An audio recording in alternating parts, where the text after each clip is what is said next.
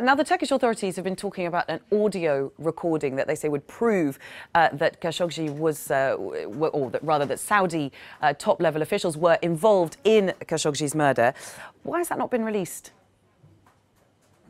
Well, while we didn't have these references to the recordings, we did hear from the Turkish President Erdogan that there's more information that is being assessed, that there's CCTV footage or surveillance footage that had been taken out from the consulate before Jamal Khashoggi's visit.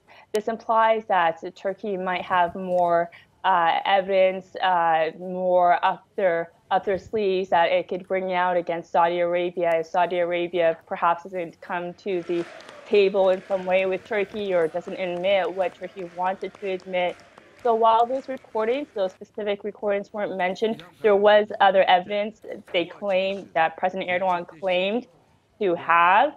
So, and especially for him to do this in Parliament, in front of the members of Parliament from his party, this is not just an anonymous source from Turkey speaking to pro-government media here or to newspapers abroad. This is the president of Turkey in Parliament. It becomes as official as possible. So while we didn't hear about the recordings, we heard about other evidence, and it was on an official status. So perhaps that puts it to a higher level than the reports of the recording so far.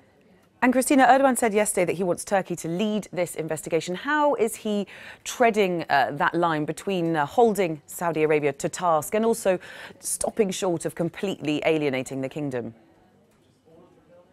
In one part of his in his speech, he had said that the squad who came to murder Khashoggi, he didn't say Saudi Arabia murdered Khashoggi, and I think that would be is really notable. He's not blaming, from what we saw in the speech, the country of Saudi Arabia.